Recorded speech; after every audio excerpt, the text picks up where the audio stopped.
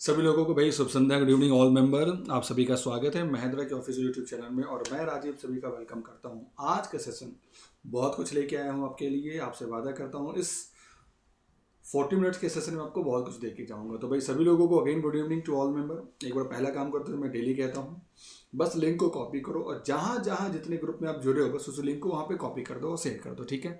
बस इतना मेरा आज का से आपसे रिक्वेस्ट है, ठीक है। और आपके लिए बड़ा प्यारा सा आज का थॉट जरा देखिएगा। कहते हैं जिंदगी में मुश्किलें केवल बेहतरीन लोगों के हिस्से में आती हैं, क्योंकि वही लोग उसे बेहतरीन तरीके से अंजाम देने की ताकत रखते हैं। तो यस, बिल्कुल, अगर आपको लगता है कि आपको बहुत ट्रबल है तो याद रखना, कहीं ना कहीं भगवान ये जानते हैं कि आप इस काम को बहुत अच्छे से करके बाहर निकल सकते हैं। ओके, तो सेशन की शुरुआत करता हूँ। सभी लोगों को भाई गुड इवनिंग, शुभ संध्या अगेन जो अभी जुड़े हैं सेशन में। और दिमाग की बत्ती खुलने के लिए तैयार हो जाइए सभी लोग। भाई दिस इज कॉल जी के स्टार्टिंग बूस्टर। दिमाग की बत्ती अब खुलेगी। ओके, तो मिशन स्टार्ट। मुझे बताओ जल्दी से चैट बॉक्स में लिखिए सभी लोग, यस आप सभी लोग रेडी हैं कि नहीं, जल्दी से।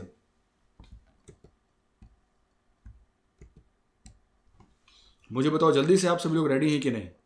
बहुत ही शानदार।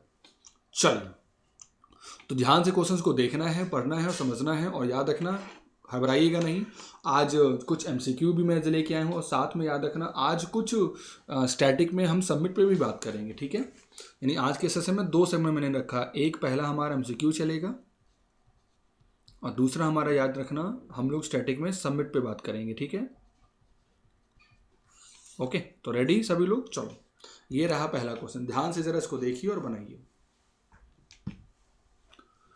इंग्लिश ऑथर जिन्हें भी हाल ही में 12th शक्ति भक्त फर्स्ट बुक प्राइज से सम्मानित किया गया, उनका नाम क्या है। ऐसे कौन से अंग्रेजी साहित्यकार लेखक हैं जिन्होंने 12वां शक्ति भट्ट फर्स्ट बुक प्राइज जीता है। उनका नाम क्या है। विक्रम सेठ जी हैं, चेतन भगत जी हैं, टॉनी जोसेफ जी हैं, अमिताभ घोष जी हैं। तो याद रखना ये जो जीते हैं, इन्होंने जीता है, इनका नाम है बहुत ही शानदार विक्रम सेठ जी। Vikram Seth is the right answer. अगला, which of the following place Bharatanatyam is originated from. कहते हैं आपको बताना है कौन से स्थान से भारतनाट्यम की शुरुआत हुई है। आसाम है, उत्तर प्रदेश है, तमिलनाडु है, आंध्र प्रदेश। याद रखना एग्जाम में ये बहुत पूछता है कि कौन सा जो क्या कहते हैं डांस है वो कहाँ से ओरिजिनेटेड हुआ है। तो भारतनाट्यम एक बहुत फेमस डांस है और याद रखना ये जो ओरिजिनेटेड हुआ है, ये ओरिजिनेटेड हुआ है, जल्दी से मुझे बताओ, तमिलनाडु से, ठीक है। अब आपके लिए क्वेश्चन आज का, आपके पास टाइम है पूरा पूरा 30 सेकेंड। मुझे ज़रा बताओ जल्दी से सभी लोग भाई 30 सेकेंड के अंदर में कि ये जो सारे क्लासिकल डांस हैं, लाइक भारतनाट्यम तो तमिलनाडु हो ही गया, चाहू, गौड्य नृत्य, कथक, कथकली, कुचिपुड़ी, मणिपुरी, मोहिनीअट्टम, ओडिसी, सत्रिया, घूमर और थंगाटा। मुझे बताओ जरा जल्दी से, जिनको भी जो भी याद है। मैं देख रहा हूँ सभी लोगों को, जिनको भी जो भी याद है, याद रखिएगा आपको बताना है कि कौन सा स्टेट से ये ओरिजिन हुई। मुझे ताबड़तोड़ आंसर दीजिए चैट बॉक्स में, बहुत ही शानदार। यह कौन से क्लासिकल डांस है, ये कौन से स्टेट से बिलोंग करते हैं, आपको आंसर बस यही देना है, जल्दी से आंसर देना है।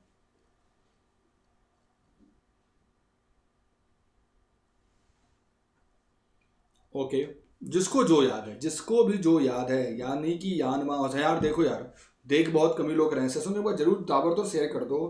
और मैंने वादा किया आप सभी लोगों से कि अगर सेशन में 200 प्लस लाइव जिस दिन होंगे, मैं मंडे और थर्सडे 2 दिन आता हूँ, मैं वीक में 4 दिन आना स्टार्ट कर दूंगा। ये मेरी जिम्मेदारी है, ये मेरी अकाउंटेबिलिटी है टू ऑल मेंबर, ठीक है। तो जरा देखते हैं आंसर्स क्या है। बहुत फेमस है, याद रखना, तमिलनाडु से रिलेटेड है भारतनाट्यम का, बिल्कुल सही है, बिल्कुल हमें याद है। चाहू डांस बहुत फेमस है, याद रखना, ये उड़ीसा का बहुत फेमस डांस है। ये वेस्ट बंगाल का बहुत फेमस डांस, और याद रखना बहुत कम लोग जानते होंगे, यह झारखंड का भी बहुत फेमस बेटा डांस है। याद रखना ये सारे क्वेश्चन बहुत बार आए हैं, खासकर एसएससी के एग्जामिनेशन में आता है, ठीक है। साथ में याद रखना जो एनटीपीसी का एग्ज़ाम है उसमें आता है, और याद रखना अभी जो आईबी का एग्ज़ाम होने वाला है बेटा, उसमें भी पूछा जा सकता है इसमें, क्योंकि कहीं से भी आईबी में क्वेश्चन पूछे जा सकते हैं, ठीक है। जो गौडिन नृत्य है वो कहाँ पर है, वेस्ट बंगाल से रिलेटेड है, बिल्कुल ठीक है। जो कथक है दोस्तों याद रखना, यह नॉर्थ इंडिया का फेमस है, जो कि उत्तर प्रदेश से है। ठीक है, कथकली अगर पूछता है तो कहाँ से रिलेटेड है, याद रखना यह केरला से रिलेटेड है। ठीक है ना। कुचिपुड़ी कहाँ चला गया, तो याद रखना ये आंध्र प्रदेश में चला गया। बिल्कुल ठीक है दोस्त। जो मणिपुरी है तो भाई सुनने से ही लग रहा है ये मणिपुर का होगा। मोहिनीअट्टम याद रखना यह केरला का होगा। जो ओडिसी है दोस्तों याद रखना यह उड़ीसा का है। ओके। जो सत्रिया है याद रखना यह आसाम का है। एंड जो घूमर है ये तो बहुत फेमस आप जानते होंगे, यह राजस्थान का है। और थंगा ता यानी कि याद रखना यह मणिपुर का। इसमें से याद रखना बहुत ऐसे डांस हैं जो एग्जाम में लगातार आपके पास पूछे जाते हैं। ठीक है, चलो आगे चलते हैं। बड़ा ही आसान क्वेश्चन, हम सभी लोगों को पता है 2021-22 का बजट आ चुका है। 2021-22 का बजट आ चुका है और कहीं ना कहीं स्टैटिक तो भाई इससे भी बनता है। बहुत ही शानदार यार, जो भी लोग देख रहे हैं सेशन को एक बार जरूर शेयर कर दो, जहाँ जिस मीडियम पे लोगों को आप जानते हैं। याद रखना मैं मंडे है ना और थर्सडे को मुलाकात करता हूँ उन बच्चों के साथ जिनका जीएस में स्टैटिक को स्ट्रॉन्ग करना है। उनको मुलाकात करता हूँ 7:30 पर, और बाकी मैं डेली यूट्यूब पे तो आता ही हूँ मॉर्निंग 11:30 पे। तो मुझे बताओ जल्दी से, संसद में बजट कौन प्रस्तुत करता है। मुझे ये भी बताओ, हमारे पार्लियामेंट में 2 सदन है। मुझे बताओ चैट बॉक्स में, हमारे पार्लियामेंट में 2 सदन है, किसको हम लोग लोअर हाउस कहते हैं, और मुझे बताओ किसको हम लोग अपर हाउस कहते हैं। किसको हम लोग लोअर हाउस कहते हैं, किसको हम लोग अपर हाउस कहते हैं, मुझे बताओ जरा जल्दी से। तो याद होगा जो हमारा लोअर हाउस होता है दोस्तों वो हम लोग कहते हैं लोकसभा को। ठीक है, और जो हमारा अपर हाउस होता है वो कहते हैं किसको, वो कहते हैं राज्यसभा को। क्योंकि पता होगा समय से पहले संसद को हम लोग भंग कर सकते हैं, ये ऐसा प्रोविज़न है, ये कॉन्स्टिट्यूशन में रखा हुआ है, जिसे हम कहते हैं लोकसभा। यानी हम जो मेंबर कहते हैं ना, मेंबर ऑफ पार्लियामेंट लोकसभा में, आज हैं कल होंगे कोई गारंटी नहीं है, लेकिन याद रखना एक बार अगर आप मेंबर बन गए राज्यसभा के तो कम से कम आप सर्टेन ईयर के लिए फिक्स हो जाते हैं। ओके, तो याद रखना हर साल हमेशा फिनांस मिनिस्टर बजट प्रस्तुत कर सकता है, ये ऐसा प्रावधान है। ठीक है, अगला क्वेश्चन मुझे बताओ, जो निर्मला सीतारमन जी ने हमारे पार्लियामेंट में जो बजट प्रस्तुत किया वह कितनी बार कर चुकी हैं।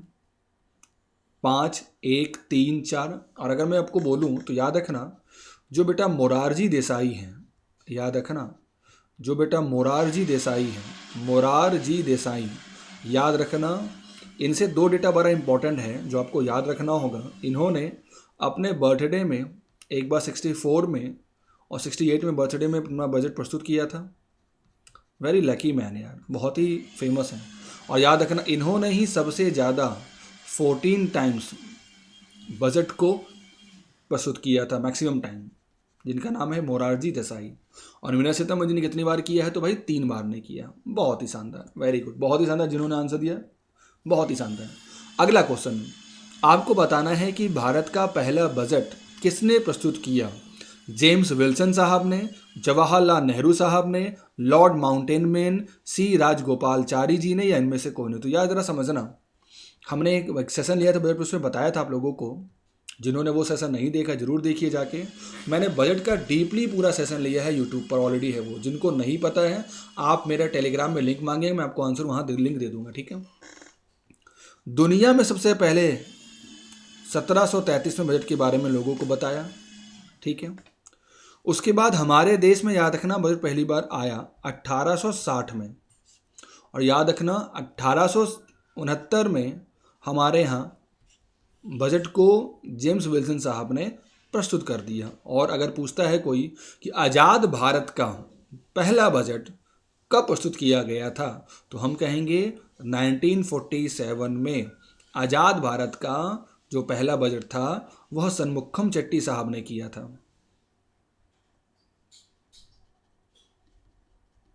ठीक है, आगे चलते, इसका आंसर हमारा क्या होगा, James Wilson is the right answer. बहुत ही शानदार। अगला सरस्वती सम्मान हम सभी लोगों को पता है कि लिटरेचर में दिया जाता है। आपको बताना है ये कितने लैंग्वेजेस में दिया जाता है। सरस्वती सम्मान पुरस्कार हम सभी को पता है साहित्य के क्षेत्र में दिया जाता है, बट आपको बताना है कि ये कितने लैंग्वेजेस में दिया जाता है। ताबड़तोड़ आसन 15, 16, 17, 19 और 22। What is the right answer? तो याद रखिएगा, यह टोटल बेटा 22 भाषाओं में दिया जाता है साहित्य का सम्मान। ठीक है, जरा समझते हैं। जो हमारा सरस्वती सम्मान होता है, याद रखना, एक एनुअल अवार्ड है for outstanding literature work in any of the 22 languages of India listed in schedule 8 of the constitution of India. यानी हमारे कॉन्स्टिट्यूशन में, हमारे भारत के संविधान में, याद रखना, जो 8वीं अनुसूची में कहा गया है कि 22 भाषाओं में को मान्यता दी गई, यानी हमारे देश में 22 भाषाओं को गवर्नमेंट ने ऑथोराइज किया है। उनमें अगर आपने कुछ भी अच्छा लिखा और अगर आपने बहुत अच्छा काम किया तो उस क्षेत्र में आपको मिलता है सरस्वती का सम्मान। और याद रखना, जो हमारा लास्ट सम्मान दिया गया था 2018 में, और किनको दिया गया था? उनका नाम है दोस्त के शिवा रेड्डी जी को मिला था 18 का लास्ट सरस्वती सम्मान अवार्ड। ठीक है, आगे चलते हैं। टीपू सुल्तान ने सरिंगपट्टनम में किसको स्वीकार करने के लिए ट्री ऑफ लिबर्टी लगाया? Tipu Sultan planted the tree of liberty in Srirangapatnam to acknowledge industry revolution को कहने के लिए, रूसी क्रांति को अपनाने के लिए, फ्रेंच क्रांति को अपनाने के लिए, अमेरिकी क्रांति को अपनाने, किसके कारण टीपू सुल्तान ने यह ट्री ऑफ लिबर्टी लगाया था? तो याद रखिएगा, फ्रेंच क्रांति को अपनाने के लिए। ये बहुत बड़ा इंपॉर्टेंट क्वेश्चन है, खासकर एसएससी के सीजीएल के एग्जामिनेशन के लिए। याद रखना ना, याद रखिएगा सभी लोग। जैकब क्लब का सदस्य बन गया।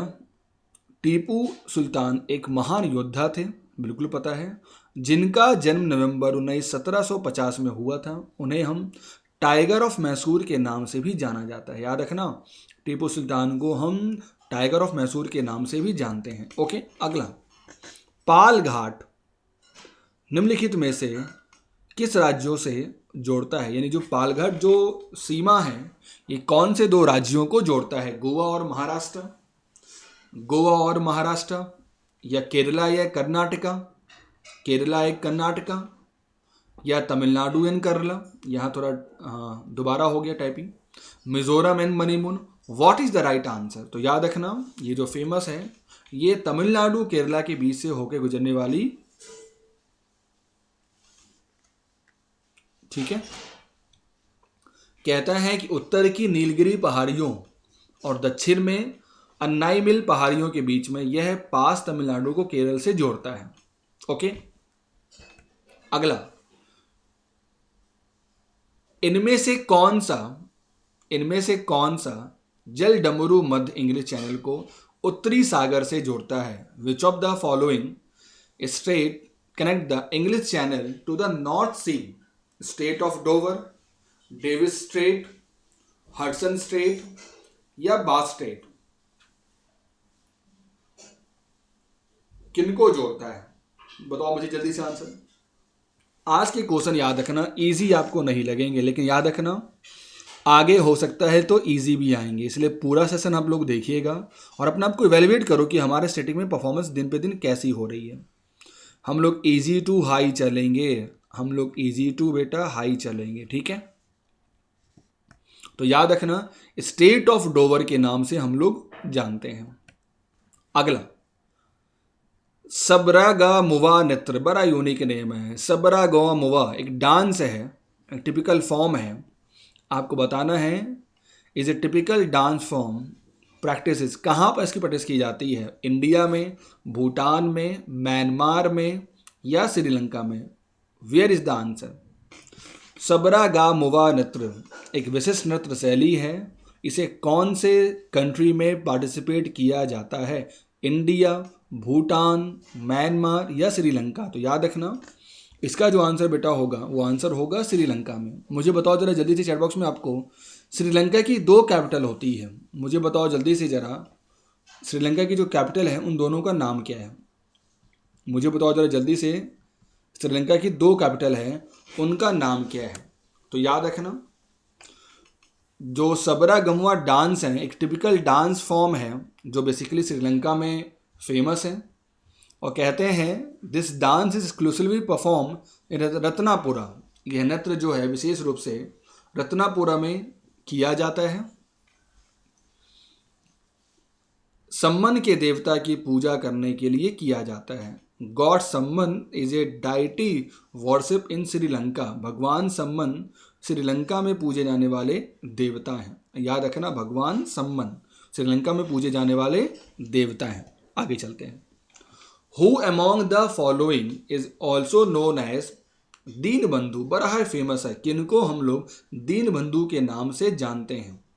बीजी तिलक जी को, टी प्रकाशम जी को, सी आर दास जी को, चार्ल्स फ्रियर जी को। किनको हम लोग, याद रखिए, दीन बंधु जी के नाम से जानते हैं? What is the right answer बेटा? What is the right answer? किनको हम लोग दीन बंधु के नाम से भी जानते हैं? तो याद रखिएगा, इसका आंसर हमारा क्या होगा? 4। चार्ल्स फिर एंड्रेस, इनको हम लोग दीन बंधु के नाम से जानते हैं। अगर मैं बोलूं तो जो चार्ल्स फ्रीज एंड्रूज हैं, इनको हम लोग दीनबंधु के नाम से जानते हैं। ठीक है। जो सी आर दास जी हैं, याद रखना, उनको हम लोग देशबंधु के नाम से जानते हैं। जो टी प्रकाशम जी हैं, याद रखना, उनको हम लोग आंध्र केसरी के नाम से जानते हैं। जो बीजी तिलक जी हैं, याद रखना, उनको हम लोग लोकमान के नाम से जानते हैं। These are the famous personality and famous name, जिनको हम लोग इस नाम से जानते हैं। बहुत ही आसान और इजी क्वेश्चन है, लेकिन देखना, ये गारंटी मैं देता हूं, बहुत लोग इसमें गलत होंगे, ये मैं वादा करता हूं। Who was the founder of the Indian National Congress? Indian National Congress के फाउंडर कौन है? Mahatma Gandhi, doctor B R Ambedkar, या ए ओ होम, या WC बनर्जी? बहुत ही शानदार क्वेश्चन बेटा। यार सेशन को आप लोग शेयर नहीं कर रहे हो, सेशन को शेयर भी कर दो, जहां तक कर सको आप लोग सेशन को जरूर शेयर कर दीजिए टू ऑल मेंबर। ठीक है। तो जरा समझते हैं ध्यान से इस क्वेश्चन, बड़ा प्यारा सा है। इसका जो आंसर हमारा है वो याद रखिएगा, A.O. ह्यूम जी हैं। जरा देखिए कौन है भाई, तो याद रखना, इनका नाम है एलन ऑक्टावियन ह्यूम। इनका नाम क्या है? Allan Octavian Hume. जरा समझिएगा ध्यान से इसको। कहते हैं द इंडियन नेशनल कांग्रेस की स्थापना की गई थी 1885 ईस्वी में। बिल्कुल ठीक है भाई, यानी कि भारतीय राष्ट्रीय कांग्रेस की स्थापना की गई थी 1885 में। और किन्होंने की थी? एक ब्रिटिश के सिविल सर्वेंट थे। समझते ना, सिविल सर्वेंट मतलब कुछ भी गवर्नमेंट जॉब की बात कर रहे हैं। ठीक है। जिनका नाम था एलन ऑक्टावियन, जिन्होंने इसकी स्थापना की थी। और कहते हैं इंडिया की सबसे ओल्डेस्ट और पुरानी पार्टी भी कहलाती है, जो कि बॉम्बे में स्थापित की गई थी। और याद रखना, WC Banerjee was the first president of the Indian National Congress, यानी कि WC बनर्जी भारतीय राष्ट्रीय कांग्रेस के पहले बेटा अध्यक्ष भी थे। याद रहेगा, याद रखना बेटा, यह क्वेश्चन SSC में भी आ सकता है, यह क्वेश्चन याद रखना रेलवे में भी आ सकता है, और याद रखना यह क्वेश्चन PCS के एग्जाम में भी आ सकता है। ठीक है। चलो अगला, जरा कुछ हम लोग इंपॉर्टेंट समिट्स को भी देख ले जरा जल्दी से। ठीक है। सबसे फेमस है, मुझे बताओ जरा जल्दी से, जो आपको दिख रहा है, इसको हम लोग कहते हैं संघाई कोऑपरेशन ऑर्गेनाइजेशन। जरा समझना ध्यान से। ठीक है। कहते हैं जब संघाई कोऑपरेशन ऑर्गेनाइजेशन बना, SCO जब बना था, तो याद रखना इसमें जो मेंबर थे वो मेंबर सिर्फ थे ओनली 6 मेंबर थे। लेकिन आगे चलकर 2017 में याद रखिएगा, इसमें 2 मेंबर और ऐड हो गए, जिनका नाम था क्या? इंडिया और पाकिस्तान। जो सबसे ज्यादा क्वेश्चन पूछता है, याद रखना, बैंक में, SSC में, किसी में पूछेगा क्या कि जो समिट है, समिट होता कहां पर है, कहां हुआ, या समिट का जो समिट हुआ वह कौन से नंबर का समिट हुआ? समझना ध्यान से जरा। ठीक है। इसमें थोड़ी कहानी है, तो याद रखिएगा। अगर मैं बात करता हूं, चाइना हो गया, कजाकिस्तान हो गया, किर्गिस्तान हो गया, रसिया हो गया, तजाकिस्तान हो गया, उज्बेकिस्तान हो गया, इंडिया हो गया, या पाकिस्तान हो गया, इन सभी की बात करें तो सारे मेंबर बेटा किसमें है? संघाई कोऑपरेशन ऑर्गेनाइजेशन। कभी कभी पूछ सकता है कि बताओ इसमें ऑब्जर्वर कितने हैं, तो याद रखना, जो बेटा ऑब्जर्वर हैं, अगर मैं उसकी बात करूं तो इसमें अफगानिस्तान भी है, इसमें बेलारूस भी है, इसमें ईरान भी है और इसमें मंगोलिया भी है। ठीक है, इसमें कुछ डायलॉग पार्टनर भी जिनको कभी कभी बोलने का मौका दिया जाता है, जैसे आर्मेनिया हो गया बेटा, अजरबैजान हो गया, कंबोडिया हो गया, नेपाल हो गया, श्रीलंका हो गया और बेटा तुर्की हो गया। ठीक है, अब मुझे बताओ जरा जल्दी से चैट बॉक्स में आप लोग बताओ कि 2020 का सबमिट कहाँ हुआ है एसईओ का। मुझे बताओ जरा जल्दी से 2020 का, मुझे बताओ जल्दी से चैट बॉक्स में कि सबमिट कहाँ हुआ है।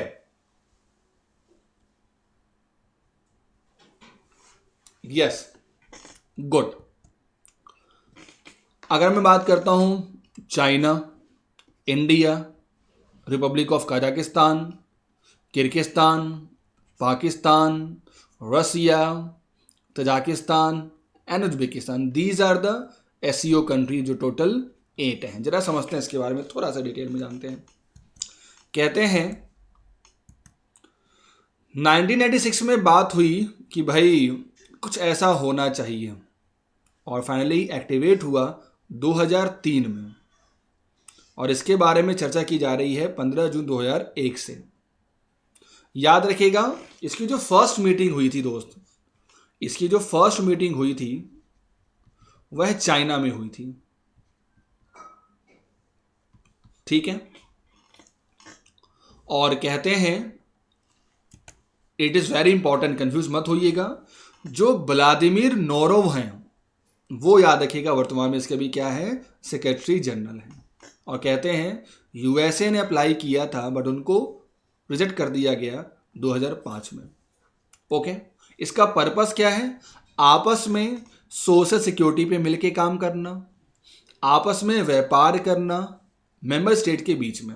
ठीक है, अगर मैं ध्यान से समझना, कंफ्यूज मत होना आप लोग। ठीक है, जब भी कभी एग्जाम में बेटा पूछे कि बताओ एसईओ का सबमिट्स कहाँ हुआ, तो यहां हम बोलेंगे 18 में कहाँ हुआ, तो चाइना में हुआ, 19 में कहाँ हुआ, तो किर्गिस्तान में हुआ, 20 में कहाँ हुआ, तो रसिया में। यानी कि हम कह सकते हैं कि एसईओ का सबमिट कहाँ हुआ, तो 2020 में रसिया में हुआ। ठीक है, अब जरा समझना, अगर एग्जाम में ये डाल देता है कि बताओ एसईओ के हेड ऑफ गवर्नमेंट की मीटिंग कहाँ हुई, मतलब कहने का जैसे इंडिया में जो एस जयशंकर हैं वो क्या हैं, एस जयशंकर जी हमारे विदेश मंत्री हैं, तो ऐसे ही हर कंट्री में एक विदेश मंत्री होगा, तो उनकी जब मीटिंग होती है तो वो अलग कंट्री में होगी। याद रखना, दैट इज नॉट नेसेसरी कि सेम में ही हो जाए, अलग भी हो सकती है। ठीक है, तो जरा समझना, इनकी जो मीटिंग हुई 18 की वो कहाँ पे हुई भाई, तजाकिस्तान में हुई, 19 में कहाँ हुई, तो उज्बेकिस्तान में हुई, और 20 में कहाँ हुई, तो भाई ये इंडिया में हुई।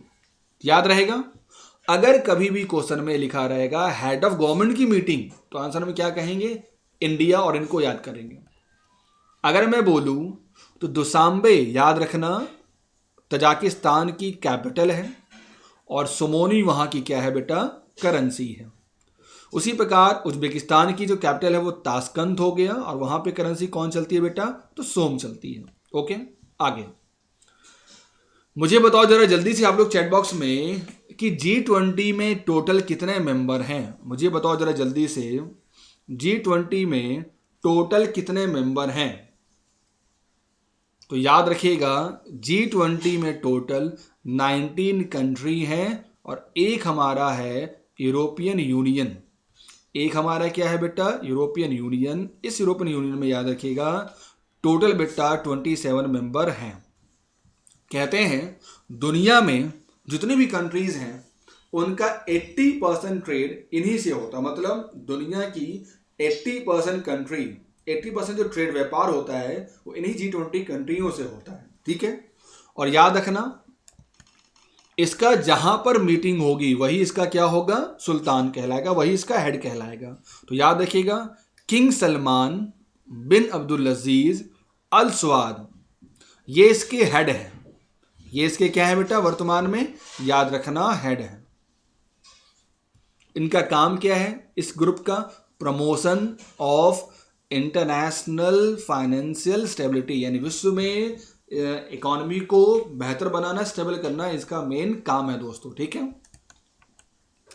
कहते हैं 18 में जो सबमिट हुआ दोस्तों वो हुआ अर्जेंटीना में, बिल्कुल सही है भाई, याद रहेगा।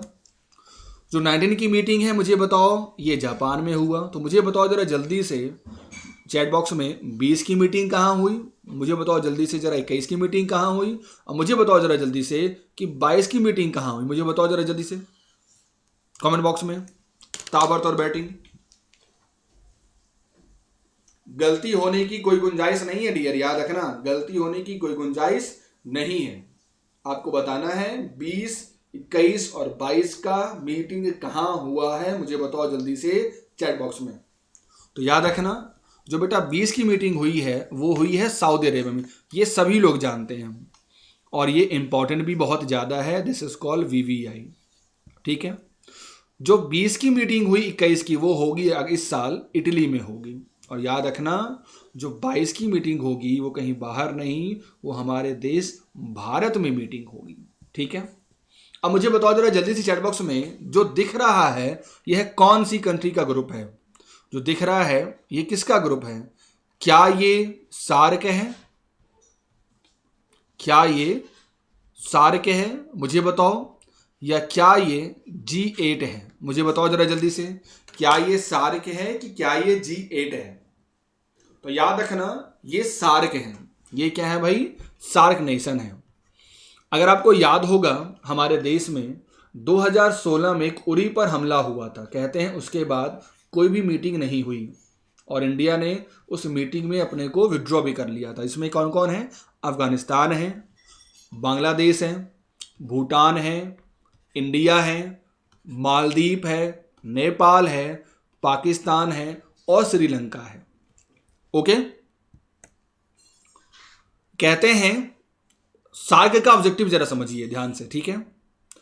The objective of the association is outline in the SAARC charter are promote करना to the welfare of the people of South Asia and improve their quality of life. मतलब कहने का, ये आपस में इनकी जो लाइफ स्टाइल है जीने की वो थोड़ा बेहतर हो। हम सभी लोग जानते हैं नेपाल, बांग्लादेश, इन सभियों में, इन सार्क में जो इंडिया थोड़ी अच्छी पोजीशन में है और हमेशा मदद भी करता है। कहते हैं सार्क का जो पहली मीटिंग हुई हो, इसका जो हेडक्वार्टर है वो ढाका में हो। और ये कब स्टार्ट हुआ? ये स्टार्ट हुआ 85 में, ठीक है। इसका जो हेडक्वार्टर है वो कहाँ पर है दोस्त? तो याद रखना, ये है नेपाल में है। यानी बना कहाँ पर? ढाका में, और इसका हेडक्वार्टर कहाँ पर है? नेपाल के काठमांडू में, ठीक है। जो 18वीं समिट हुई वो हुई 2014 में नेपाल में। उसके बाद हुआ 2016 में, जो कि किसी कारण से नहीं, उरी हमले के कारण क्या हो गया? कैंसिल हो गया। उसके बाद आज तक कभी मीटिंग नहीं हुई, ठीक है। अब मुझे बताओ जरा सभी लोग जल्दी से कि आपको सेशन कैसा लगा। उम्मीद करता हूं सभी को सेशन पसंद आया होगा। और एक बात याद रखना, सिंपल से नजरों में मैं कह रहा हूं आप लोगों को, जो भी डाउट है, जो भी पॉइंट आपको स्टैटिक में याद नहीं होता, मैं फिर से बोल रहा हूं, जो भी आपको बेटा स्टैटिक में याद नहीं होता है, आप कुछ नहीं, बस मुझे आप इसी वीडियो के नीचे आप मुझे बताइए कमेंट बॉक्स में, मैं उस पर सेशन लेके आऊँगा, ये मेरा वादा है, ठीक है। और साथ में अगर किसी ने अभी तक चैनल को ज्वाइन नहीं किया तो जरूर ज्वाइन करिए @राजीव मिश्रा जी। और जो भी डाउट है मैं यहाँ पे रिजॉल्व करूँगा, क्योंकि हमने हमेशा बोला है स्टैटिक को हम लोग को याद करना, चाहे कोई भी एग्जाम हो, आप बैंक में एग्जाम देते हो, SSC में देते हो, रेलवे में देते हो, कुछ भी देते हो, तो स्टैटिक एक बहुत बड़ा रोल इंपॉर्टेंट प्ले करता है, ठीक है। और अगर सेशन पसंद आया तो ज़रूर इसे लाइक करें, इसे ज़रूर कमेंट करें, ज़रूर शेयर करें और लोगों तक पहुंचाएं। और याद रखना, मैं डेली आता हूं बैंक के बच्चों के लिए मॉर्निंग 11:30 पर, ठीक है। डेली आता हूं मॉर्निंग AM पर, महिंद्रा के ऑफिशियल यूट्यूब चैनल में। और याद रखना, उनके लिए जिनको स्टैटिक याद कराता है, याद रखना स्टैटिक के लिए मैं आता हूँ, कब आता हूँ? 2 दिन आता हूँ 7:30 पर, याद रखिएगा। एक आता हूँ मंडे को और एक आता हूँ थर्सडे को। सभी को पहुँचाइए, सभी को बताइए, और याद रखिए हमेशा को सरी मुलाकात होगी जल्दी ही मंडे को। Okay, thank you, take care, bye bye.